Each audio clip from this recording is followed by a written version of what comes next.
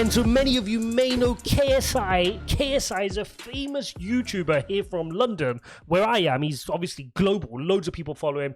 Huge following on YouTube. And he is into crypto. Yes, there are various videos circulating about him talking about his investments. But this particular one, a lot of you guys have been asking me to react to. He got a lot of stick in the comments of people saying he couldn't understand how to explain crypto. So let's watch this video. Let's see. I've not watched this video yet. I'm not exactly the demographic who watches KSI videos, but it'd be good to hear his take on crypto and how he explains it. So let's get straight into that and see what he says.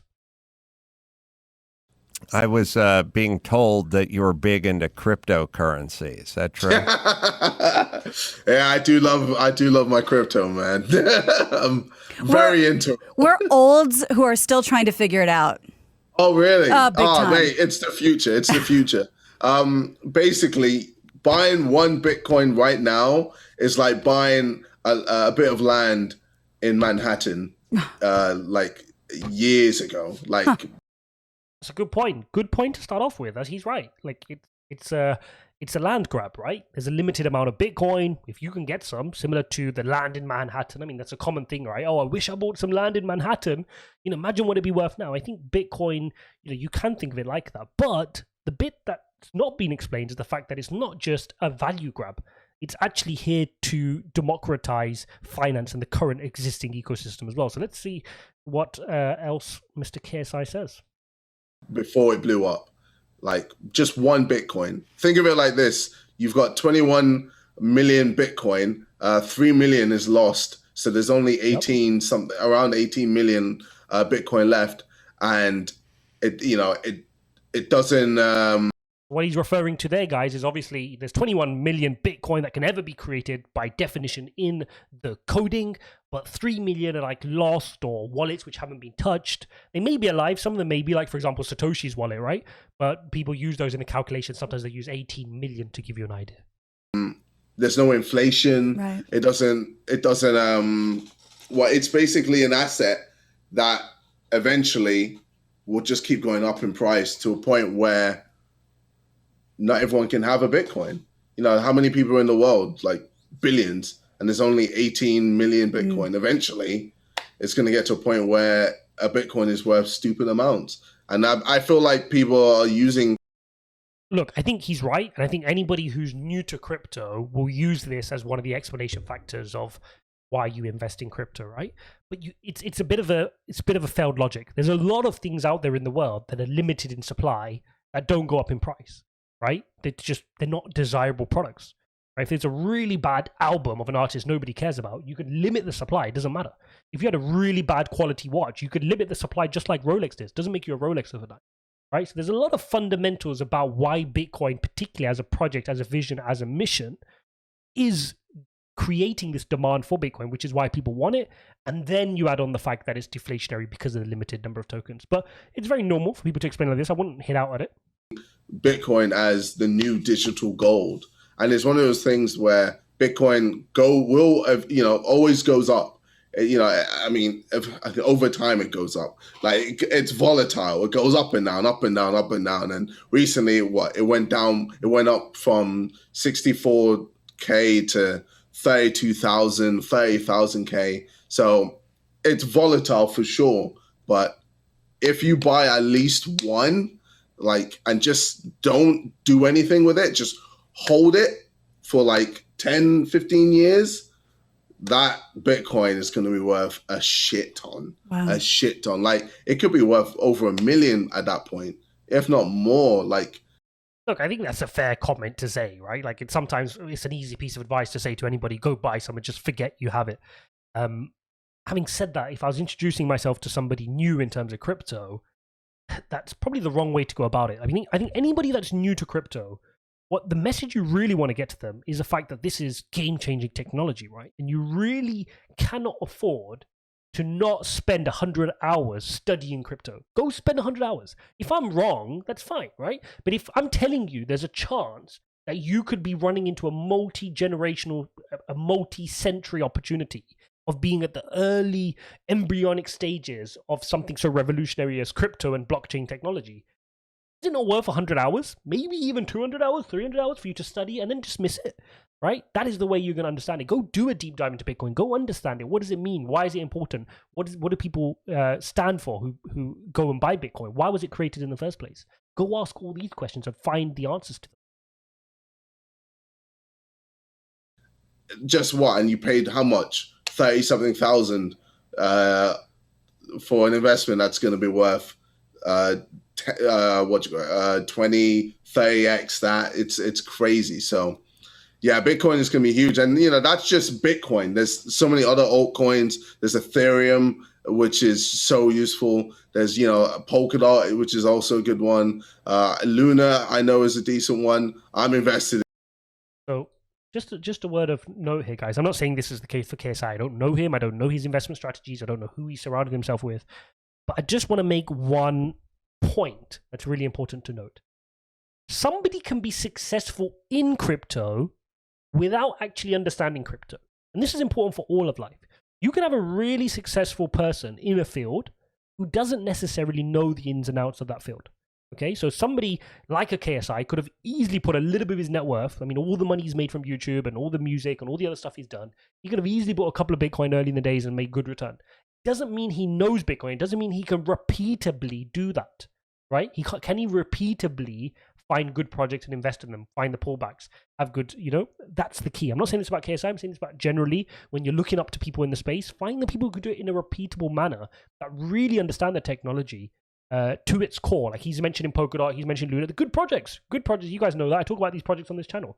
But does he know those projects in detail as he does Bitcoin? Or has somebody told him, or has he done a little bit of research, surface level research, say these are good projects, and therefore he's just bundling money, hoping it's going to do the same as his Bitcoin did over the last couple of years. It just happened to skyrocket, right? So this is what we need to differentiate between. In quite a few. XCAD is one I'm invested in, which is like bringing the whole YouTube space into crypto, which is quite interesting. Bringing DeFi and the YouTube space together, and just there's a lot, but like it's quite daunting. When you first see it, like you see this whole crypto space, and it doesn't make sense, and it's a young market. It's in total it's 1.5 trillion. That is the size of the market, whereas the stock market in the US is around 50 trillion. So it's like nothing compared to the stock market, but it's absolutely right. So you're looking at gold is like 12 to 14 trillion depending on the price at the time.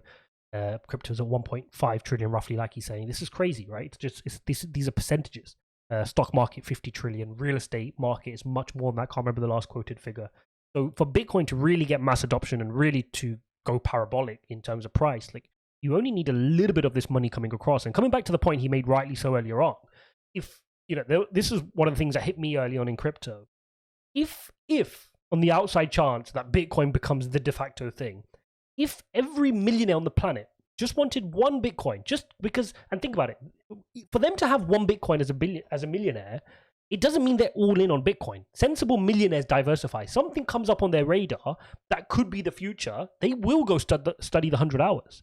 And when they study those 100 hours, they're going to want to diversify a little bit into that in case it is the thing, right? I remember Chamath Palihapitiya spoke on, I think it was CNBC, and he said, I put a little bit of my percentage of my net worth in Bitcoin because it's schmuck insurance. I really like that phrase. All millionaires will start to do that. But there's 56 million millionaires in the globe at the last reading that I saw from some source. Now, if there's 18 million Bitcoin currently that's accessible on the market, that is on average a third of a Bitcoin each millionaire can have. Is that going to be enough for them? No. They're going to fight for the price. They're going to fight to at least have a handful of Bitcoin, right? So you can imagine what that's going to do when you've got a limited supply and lots of demand coming in. What's that going to do to the price? This doesn't even take into account the billionaires. Can you imagine if the billionaires come into crypto and again, just want to put 1 to 5% of their wealth in crypto? That's all they want to do is put 1 to 5% of their wealth in crypto. What is that going to do?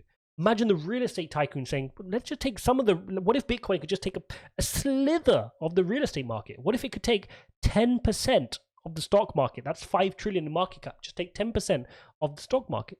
Right? There's no reason these things are far-fetched, and these are achievable goals for Bitcoin when mass adoption is reached. we'll let KSI carry on. Early days for the crypto space, and eventually it's going to reach the same level as the stock market. And now is the time to look into it. Now is the time to invest, because, you know, in 10, 20, 30 years time, you might be too late, and, you know, you might miss your opportunity, the biggest opportunity of your life, of just buying a simple Bitcoin or a simple bit of Ethereum or etc. So that is the most a boxer has ever spoken about cryptocurrency. Not since I interviewed Larry Holmes. That's right. Where he did about 40 minutes Not on since that high cryptocurrency. watermark. Yeah. I love crypto, man. It's so interesting because it's, you know, obviously we live in a centralized world where, you know, we have banks, etc. And this. So we're 4 minutes into this 5-minute interview. He's finally mentioned the fact that it's decentralization, right? This is the key. We need to understand what are the key components of crypto. Why was it created? How can it, how can it disrupt the existing infrastructure? He spoke about it. You know, no, he said earlier on there's a possibility it can eclipse the stock market at 50 trillion. But why? What makes it different? Talk about the decentralization. Talk about DeFi. He mentioned DeFi, but explain what it is, right? What are these things? Why are we going to use a decentralized finance system instead of the existing banks? Why are we going to have decentralized social media platforms instead of centralized social media platforms? Why are we going to have decentralized gaming instead of centralized gaming, etc., etc.? Same for your finances, same for your currencies. Right, that's what Bitcoin is. It's the immutable. It's the gold standard. It's unreversible. It's explain the blockchain technology. Nobody owns the technology. It's decentralized. That's the key. We've got to explain that whenever we're talking to people about crypto and explaining what it is. Crypto is allowing you to be the bank, allowing you to dictate what you want to invest your money in, allowing you to, you know, actually own the assets that you want to own. And I think a better way to explain that, he says crypto allows you to be the bank. A better way to explain that is a better way to explain that is to say everybody is the bank, but nobody's the bank, right? So nobody has veto power, but everybody can do what they want as well, right? So it allows everybody, it's decentralized. Everybody takes a little bit of ownership in the overall market. I think it's just cool, and there's so many things where you can get decent APY, I believe, or APR, where you put a stable coin, which is US, let's say dollars, you're a stable coin, or it'll be USDT or USDC, but it's a stable coin anyway that doesn't fluctuate. And then you put that in, you can put that in, for instance, let's say Luna, you can put that in a thing called Anchor and pretty much just store the money there and get a 20% APY. So you don't. Okay, so he didn't explain this bit so well, which is why I think maybe a lot of people might be giving some stick in the comments. But look, the premise is right. The premise is, and if you explain this to somebody new in crypto, you want to come out and you want to say, guys, what are you getting in your existing bank account, right? How much are you making in your existing bank account? Are you going to leave your money in a bank? What are you making? Nothing. You're getting nothing. They're going and lending your money out 9 times to other people on extortionate mortgage fees and car finances and business loans and all this stuff. Every time you put £1 into a bank account, they're giving it to 9 other people at what same £1, right? Whereas why don't you go and get some yield for yourself? You got inflation at record highs, 8% per annum, and you're earning 0.0% in a bank account. Ludicrous. You need to have this search for yield. And that is what cryptocurrency and decentralized finance allows you to do. Put your money somewhere where you can farm it and get some serious returns, right? You can get 18%, you can get 90%, you can get 20%. So you're not just treading water and just meeting inflation. You're actually growing your wealth. And then you can explain about how it works, right? And confuse people with UST and stable coins and go yield farm it and what's proof of work and what's proof of stake. You don't need to do that in an initial introduction to cryptocurrency. Do anything, you're just earning money. Wow. Yeah, 20%. Like to get that in a bank, it's like impossible. We've had many experts on this show. And when people say, so what did you learn? I'm like, I don't know. You just got to listen to it. I can't explain it. This was the most concise, amazing, eloquent thing that I could possibly pass on to somebody who asked me. I'm so... Since Jerry Clooney gave it. And there you have it, guys. So I think he got a lot of unnecessary stick for that. I think he did a good job. And I think we need to embrace these people. Any mainstream people that's talking about crypto, any of these people that don't have full understanding, like maybe you and I do, who spend all our time in crypto, We need to embrace that, because the reality is they've understood crypto, they've come into the world and they spend time trying to learn it, and now they can impart that on their audiences. So yes, they may not explain it perfectly eloquently, but who cares? I think he did a great job. I don't think he deserves much of the stick, and he's got a good understanding. And at least somebody in his success level who could carry on doing what he has been doing, which works, has understood that crypto is the future. He started dabbling in it. He's learning about it. He understands altcoins. He understood a bit of yield farming and staking. Good on him. KSI will do well if he continues to learn, continues to try to build his investments. And because he's got cash coming in from his other endeavors, that is the key with investments. And that's one of the areas a lot of people fall short. You've got to have cash coming in. So when you invest in crypto, you've got a decent amount to work with, that when you get your 2x's, 3x's, 4x's, 10x's, you're building some serious momentum. There you have it, guys. Hope you enjoyed this video. It's slightly different for this channel, but therefore I had to react to this after everybody was asking me to react to what KSI was saying. If you enjoyed it, smash up the likes and subscribe, and I'll see you in the next one.